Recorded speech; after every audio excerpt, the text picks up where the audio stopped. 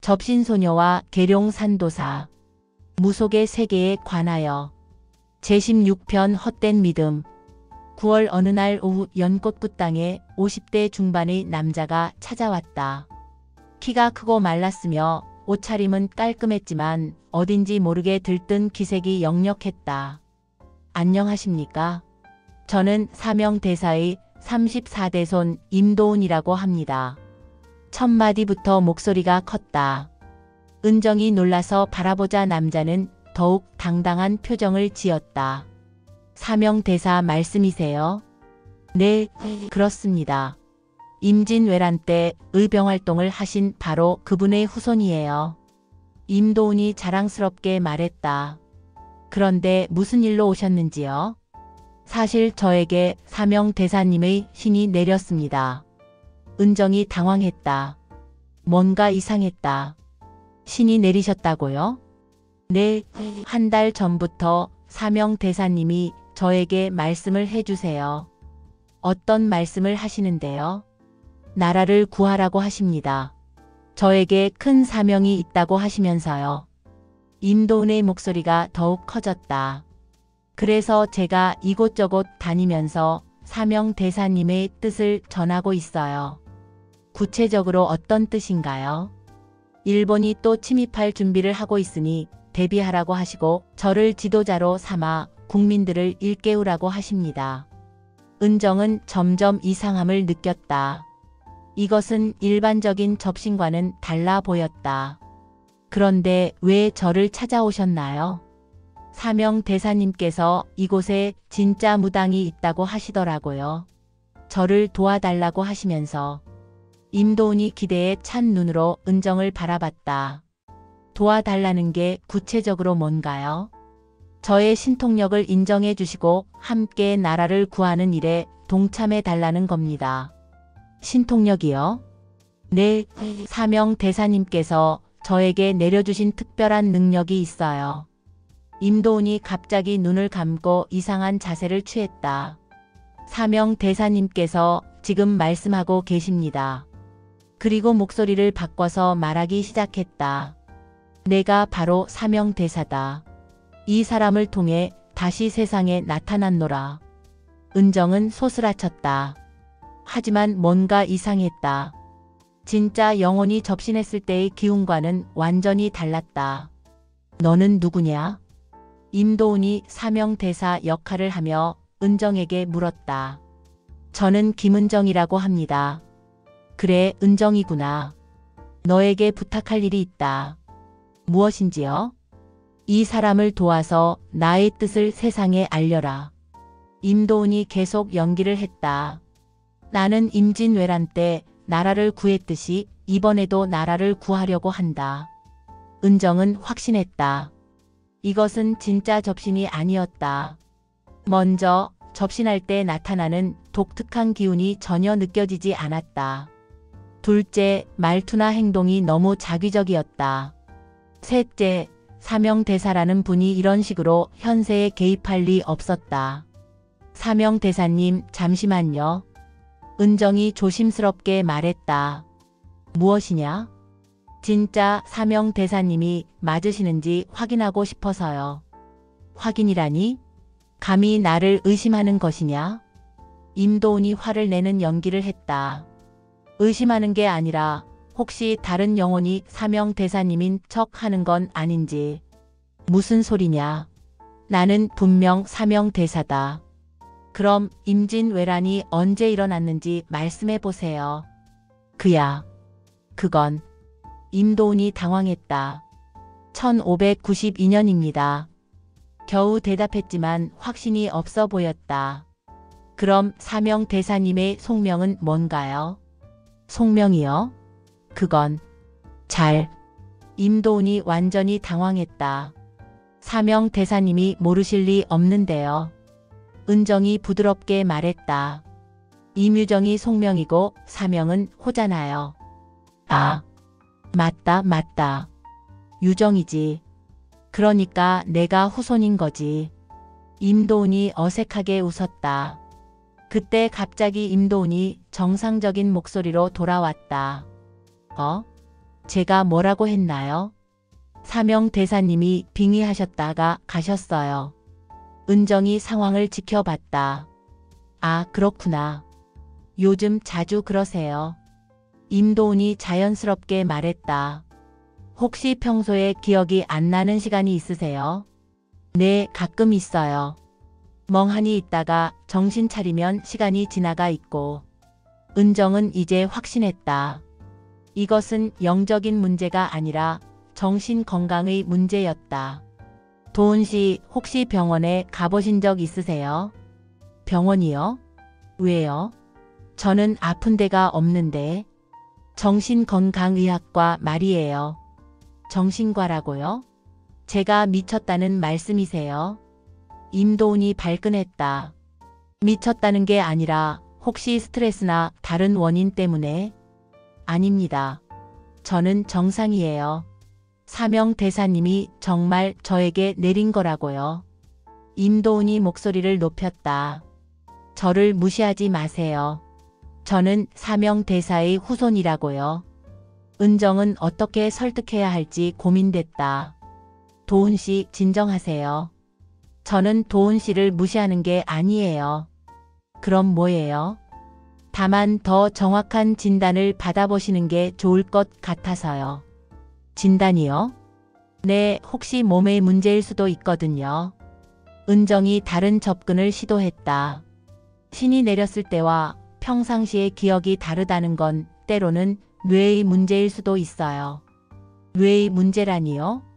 네, 스트레스나 과로 또는 다른 원인으로 뇌기능에 일시적인 문제가 생길 수 있어요.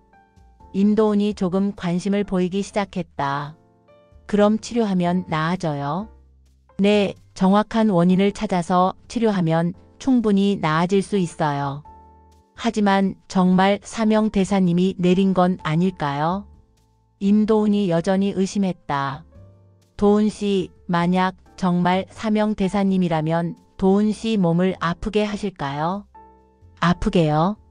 네, 기억이 끊기고 정신이 혼란스러운 것도 일종의 고통이잖아요. 그러네요. 진짜 신령님들은 사람을 아프게 하지 않아요. 오히려 편안하게 해주시죠. 은정의 말에 임도훈이 생각에 잠겼다. 그럼 지금까지 제가 겪은 건 아마 심리적 스트레스나 다른 원인 때문일 거예요. 그런데 저는 스트레스 받을 일이 없는데요. 겉으로는 그래 보여도 마음 깊은 곳에서는 다를 수 있어요. 예를 들어 사명 대사의 후손이라는 부담감은 없으셨나요? 은정이 조심스럽게 물었다. 부담감이요? 네, 훌륭한 조상님의 후손으로서 뭔가 특별해야 한다는. 임도훈의 표정이 어두워졌다. 사실 어릴 때부터 그런 얘기를 많이 들었어요. 어떤 얘기요? 사명 대사의 후손답게 살아야 한다고, 평범하게 살면 안 된다고. 그것 때문에 힘들었겠어요. 네, 항상 뭔가 특별한 일을 해야 한다는 압박감이 있었어요. 은정은 이제 원인을 알 것 같았다. 그런 압박감이 계속 쌓이다가 이런 식으로 나타난 것 같아요. 정말요? 네, 마음이 견딜 수 없을 정도로 힘들면 때로는 이런 현상이 나타날 수 있어요. 그럼 저는 정말 미친 건가요? 임도훈이 불안해했다. 미친 게 아니에요. 그냥 마음이 아픈 거예요. 마음이 아프다고요? 네, 몸이 아플 때 병원에 가듯이 마음이 아플 때도 치료받으면 돼요. 그럼 정말 나을 수 있을까요? 물론이에요. 많은 분들이 치료받고 좋아지세요. 임도훈이 조금씩 마음을 열기 시작했다. 사실 요즘 너무 힘들었어요. 어떡해요? 사명 대사님 얘기를 해도 아무도 믿어주지 않고 가족들도 이상하게 생각하고 외로우셨겠어요. 네, 정말 외로웠어요. 임도훈이 눈물을 보였다. 하지만 이제 혼자가 아니에요. 도와줄 사람들이 있어요. 정말요? 네, 저도 도와드릴 거고 전문의 선생님들도 계셔요. 그런데 어떤 병원에 가야 해요? 정신건강의학과에 가시면 돼요. 무서워할 필요 없어요. 혹시 추천해 주실 수 있나요? 공주의료원에 좋은 선생님이 계세요. 제가 연락드려 볼게요. 은정이 친절하게 안내해 주었다. 임도훈이 안도의 표정을 지었다. 감사해요. 정말 감사해요. 며칠 후 임도훈에게서 연락이 왔다. 선생님, 병원에 다녀왔어요. 어떠셨어요? 의사 선생님이 해리성 장애라고 하시더라고요. 해리성 장애요? 네, 스트레스 때문에 의식이 분리되는 거라고. 치료하면 충분히 나을 수 있다고 하시네요. 다행이네요. 그리고 약도 처방받았어요. 벌써 좀 나아진 것 같아요. 임도훈의 목소리가 밝아져 있었다. 사명대사님은 어떠세요? 신기하게도 약 먹고 나서는 안 나타나세요.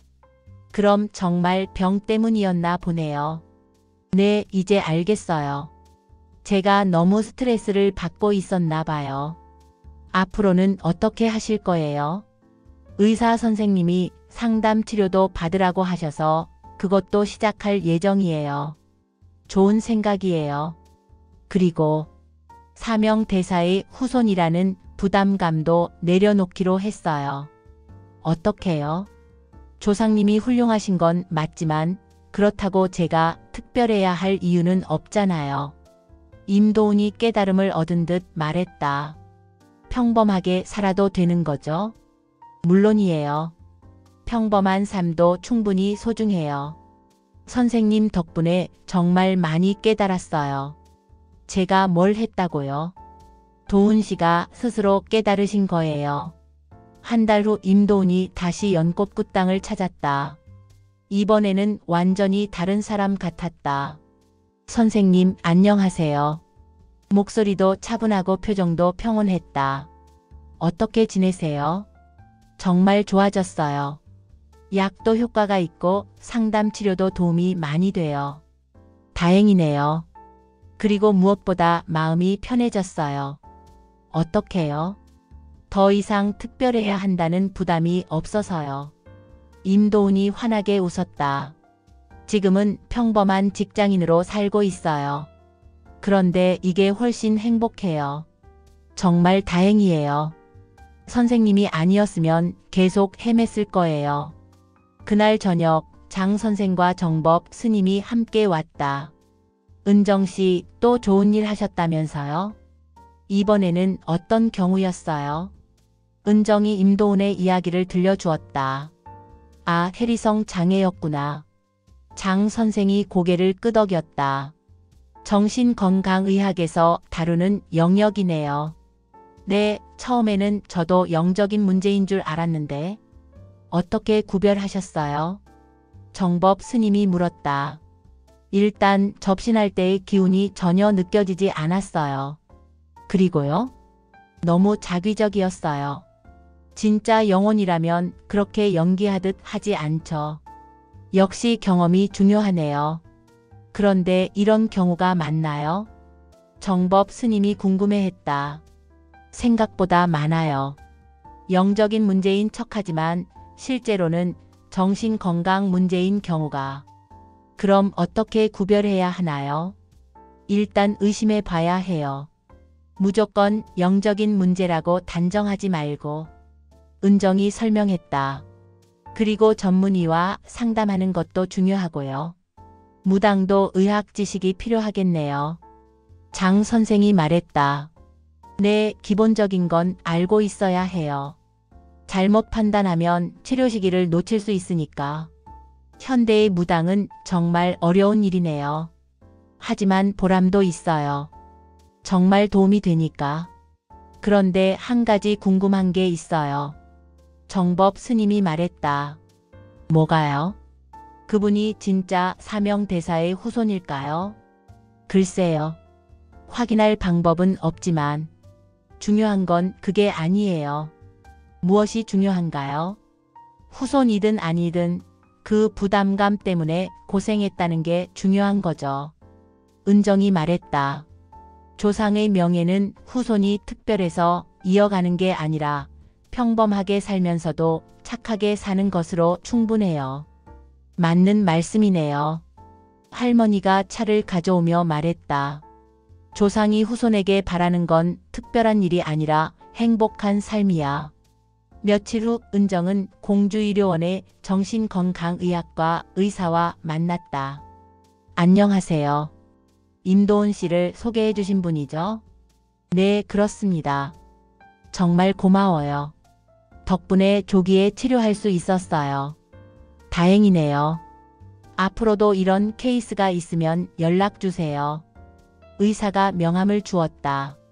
종교적 망상이나 영적 체험으로 착각하는 경우가 생각보다 많거든요. 그런가요? 네, 특히 스트레스가 심한 분들에게서 자주 나타나요. 앞으로 주의 깊게 살펴보겠습니다. 은정이 배운 게 많았다. 그날 밤 은정은 신당에서 조용히 생각했다. 무당의 역할이 점점 복잡해지네. 단순히 영적인 문제만 다루는 게 아니라 의학적 문제까지 구별할 수 있어야 했다. 하지만 그만큼 더 많은 사람을 도울 수 있겠지. 오늘 임도훈 씨처럼 잘못된 길로 빠질 뻔한 사람을 올바른 치료로 이끌어준 것도 의미 있는 일이었다. 앞으로도 이런 일이 생기면 신중하게 판단해야겠어. 영적인 능력도 중요하지만 현실적인 판단력도 그만큼 중요하다는 것을 깨달았다. 은정은 앞으로도 겸손한 마음으로 배워가며 진정으로 도움이 되는 치유자가 되겠다고 다짐했다.